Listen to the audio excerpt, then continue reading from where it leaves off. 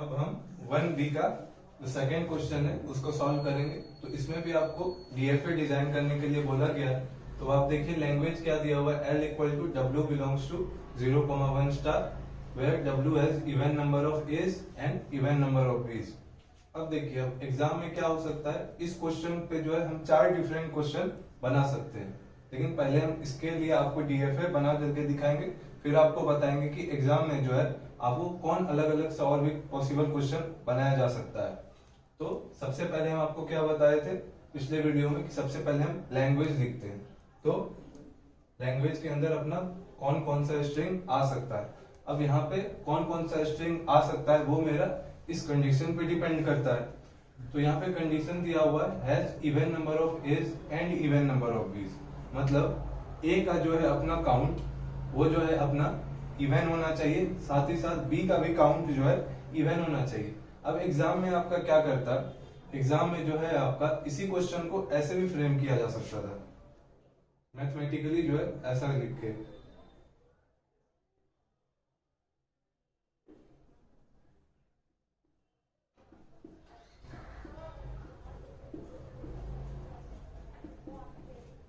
तो देखिए इसका मतलब क्या है, ये हैश सिंबल के जगह पे हैश का मतलब होता है, जब भी आप ये फाइनाइट स्टेट मशीन पढ़ रहे हैं तो हैश का मतलब एन होता है, एन बोले तो नंबर। तो नंबर ऑफ एज अगर हम उसको 2 से डिवाइड कर रहे हैं तो अपना रिमाइंडर 0 दे रहा है, इसका मतलब ए का काउंट जो है वो इवन है और ये अपना एंड सिंबल है, और नंबर ऑफ बीज मॉड 2 भी इक्वल टू 0, इसका मतलब बी का भी काउंट इवन है। तो सेम चीज को अगर एग्जाम में ऐसा भी लिख दे तो आपको डरना नहीं है, आप इसका मतलब क्लियर है कि ये बोल रहा है कि number of a's and number of b's should be even.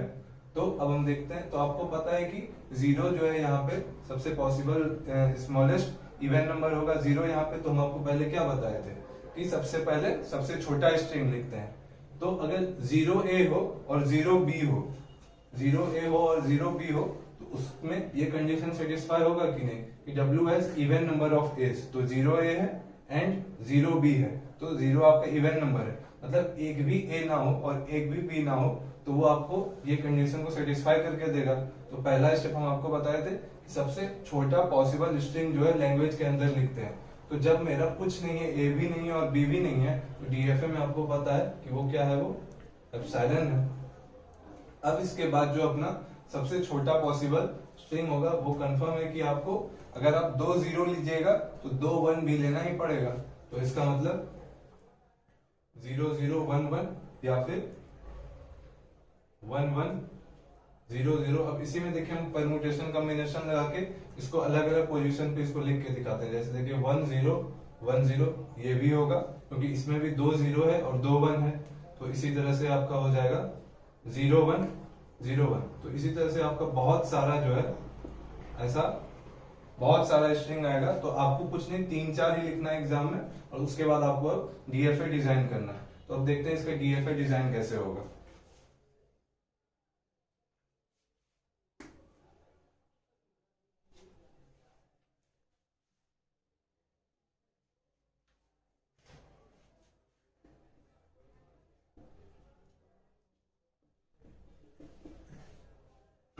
तो डीएफए डिजाइन करने के लिए सबसे पहले हम स्टार्ट स्टेट लेते हैं। तो स्टार्ट स्टेट हम मान लेते हैं Q नॉट है। अब देखिए अब हम क्या करते हैं कि सबसे पहले सबसे छोटा स्ट्रिंग जो है उसको एक्सेप्ट करवा के दिखाते हैं। तो जब भी लैंग्वेज के अंदर एप्सिलॉन आपका सबसे छोटा स्ट्रिंग हो रहा हो तो ये कंफर्म है कि जो आपका स्टार्ट स्टेट है वही फाइनल स्टेट भी होगा। तो इसलिए जो है हम Q नॉट को जो है फाइनल स्टेट भी बना देंगे पहले ही। अब हमको क्या करना है, इसके बाद का स्टेप क्या होता है कि हर एक इनपुट सिंबल के लिए किसी भी पर्टिकुलर स्टेप पे हम ट्रांजिशन डिफाइन करते हैं। तो लेकिन यहाँ पे हम Q नॉट पे ना ही 0 के लिए बनाए हैं ना ही 1 के लिए, तो ये डीएफए मेरा कंप्लीट नहीं है। तो अब इसको कंप्लीट करने के लिए अब हम ट्रांजिशन दिखाएंगे।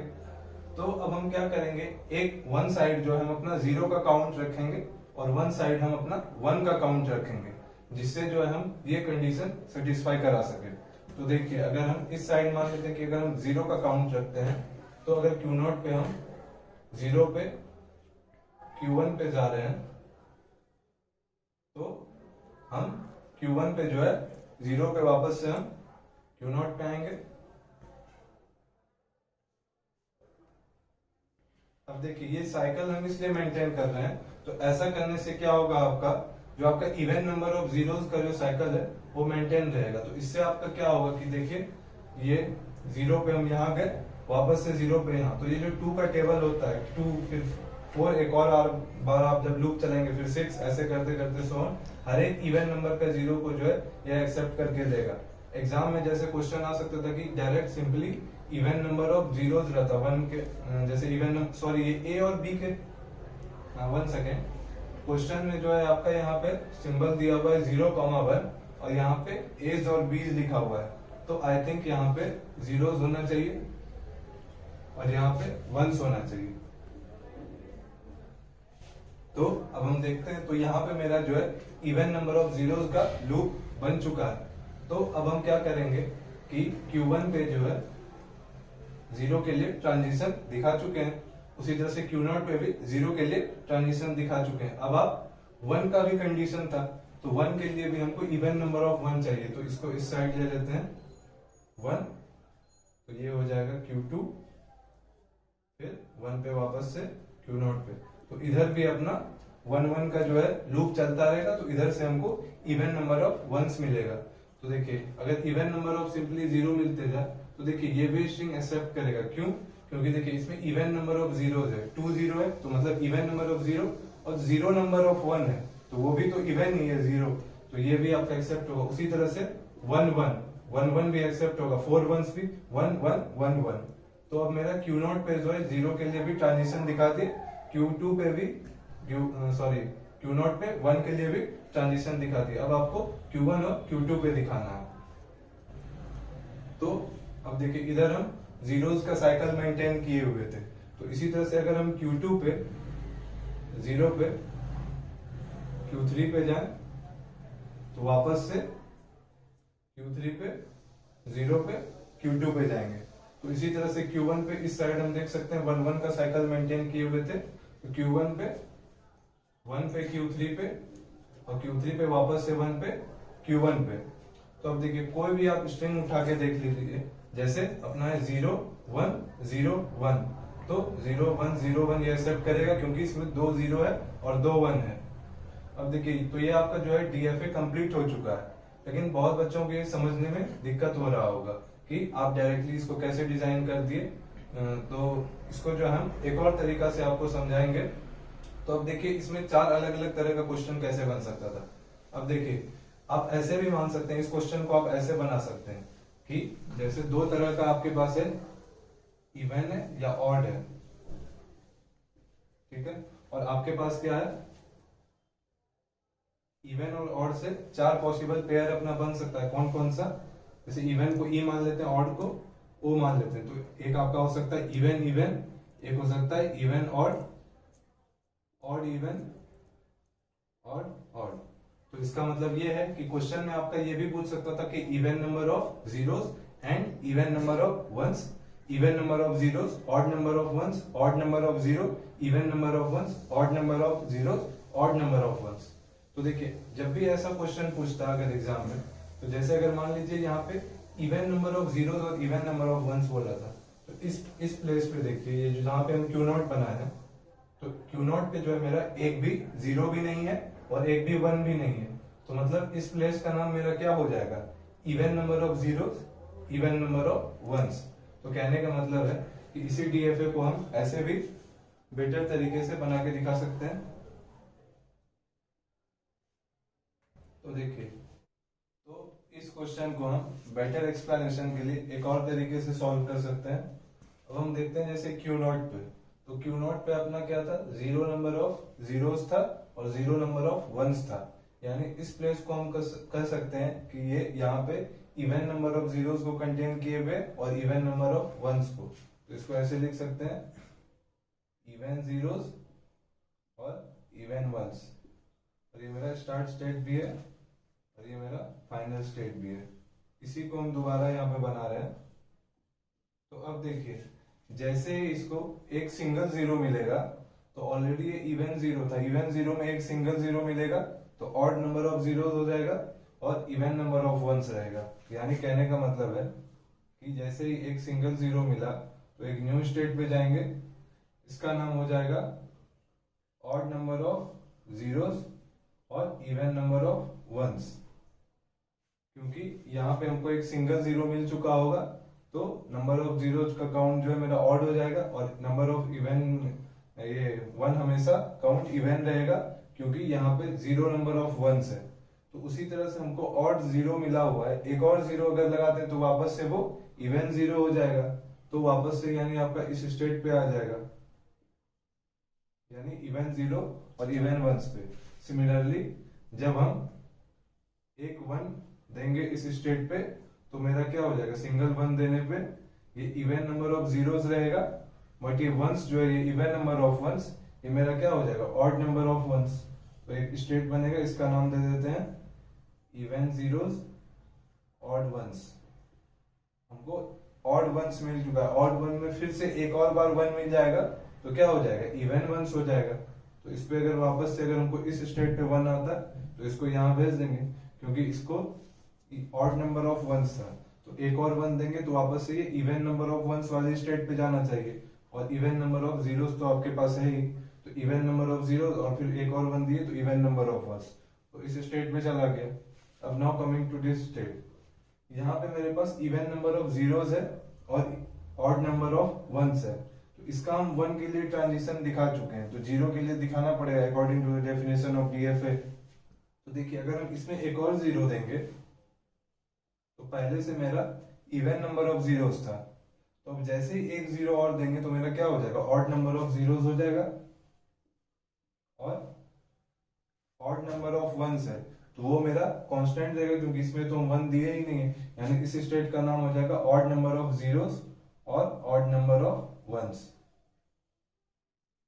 सिमिलरली इस स्टेट पे अगर हम वापस से अगर हम एक और जीरो दे दें तो ऑड जीरो था, और जीरो में एक और जीरो दे देंगे तो इवन जीरो हो जाएगा, तो इस स्टेट पे ये आ जाएगा। उसी तरह से इस स्टेट पे देखते हैं वन के लिए, इस स्टेट पे अगर हम वन के लिए देखेंगे तो जैसे इसमें एक और वन देंगे तो ये इवन वंस था, एक और वन देंगे तो ऑड वंस हो जाएगा, यानी इस स्टेट पे चला जाएगा। वापस से अगर हम इसमें एक और वन दे दें तो वापस से इवन वन बन जाएगा, और जीरो के साथ छेड़खानी नहीं करना है तो ये इस स्टेट पे आ जाएगा। तो ये डीएफए और ये डीएफए बिल्कुल सिमिलर है देखने में, इसमें सिर्फ हम अलग नाम दिए और इसको हम समझाने के लिए ऐसा इवन और ऑड किए। तो अब देखिए एग्जाम में अगर सेम क्वेश्चन आता, जैसे मान लेते हैं कि अब क्वेश्चन को हम चेंज करके देखते हैं, जैसे अगर कर देता कि W has odd number of zeros, odd number of zeros and even number of ones. अगर एग्जाम में अगर ऐसा क्वेश्चन आता कि odd number of zeros and even number of ones, तो इसमें देखते हैं कि किस स्टेट का मेरा नाम है odd number of zeros and even number of ones. तो इस स्टेट का नाम है odd number of zeros and even number of ones. तो कुछ नहीं करना है, इसको आपको फाइनल स्टेट बना देना है और इसको नॉन फाइनल कर देना है। तो सिमिलरली अगर एग्जाम में क्वेश्चन आ जाता यहाँ पे कि W has even number of zeros and odd number of ones, तो ये स्टेट फाइनल हो जाता। डीएफए सेम होता, सिर्फ फाइनल स्टेट चेंज होता। उसी तरह से जब आपको बोलेगा ऑड नंबर ऑफ जीरोस और ऑड नंबर ऑफ वंस, तो ये स्टेट फाइनल हो जाता, डीएफए सेम रहता। तो आप देख सकते हैं कि इसमें चार अलग अलग क्वेश्चन कैसे फ्रेम किया जा सकता है। अब देखिए एक और तरीका हो सकता है एग्जामिनर का क्वेश्चन पूछने का, यहाँ पे एंड के जगह पे अगर और लिखा होता, मान लेते हैं यहाँ पे एंड के जगह पे और लिखा दे सकता है, तो वैसे केस में क्या करना है आपको, दोनों कंडीशन में से एक भी कंडीशन मिनिमम फुलफिल कराना है क्योंकि और लगा हुआ है। तो जहां पे भी जिस स्टेट पे भी आपको या तो ऑड नंबर ऑफ जीरोस मिलना चाहिए या इवन नंबर ऑफ वंस मिलना चाहिए। तो पहले स्टेट पे जाते हैं, तो इसमें इस दोनों कंडीशन में से एक कंडीशन मेरा सही हो रहा है, इवन नंबर ऑफ वंस वाला, यानी इस केस में ये भी फाइनल स्टेट हो जाएगा। उसी तरह से फिर इस पे गए तो यहाँ पे भी इवन नंबर ऑफ वंस तो मिल रहा है और odd number of zeros, already ये फाइनल स्टेट बनाया हुआ है। यहाँ पे ऑड नंबर ऑफ जीरोस नहीं, इवन नंबर ऑफ वंस नहीं है, तो ये नहीं होगा। इसी तरह से यहाँ पे ऑड नंबर ऑफ जीरोस है तो एक भी कंडीशन ट्रू होगा, तो आपको उसको भी फाइनल बनाना पड़ेगा। ऐसा क्वेश्चन आता तो इसको हम ऐसे सॉल्व करते। अब हम आपको नेक्स्ट वीडियो में सेम क्वेश्चन सॉल्व करके दिखाएंगे। आप वहां पे अप्रोच थोड़ा सा अलग होगा, एक नया कॉन्सेप्ट वहां पे इंट्रोड्यूस करेंगे प्रोजेक्ट ऑटोमेटा का, कि कोई भी क्वेश्चन जिसमें मल्टीपल कंडीशन दिए जाते हैं, जैसे कोई जरूरी नहीं है कि आपको सेम क्वेश्चन आएगा एग्जाम में, यहाँ पे कंडीशन दूसरा भी हो सकता था। तो जब कंडीशन ज्यादा डिफिकल्ट होगा तो एक ही बार में आपको डीएफए डिजाइन करना डिफिकल्ट हो सकता है। तो हम एक प्रोजेक्ट ऑटोमेटा का एक कॉन्सेप्ट होता है कि कंडीशन को कैसे ब्रेक करते हैं हम लोग छोटे कंडीशन में, और उसको सॉल्व करके और वापस से उसको मर्ज करके बनाते हैं। तो नेक्स्ट वीडियो में आपको वो तरीका एक्सप्लेन करेंगे। Thank you.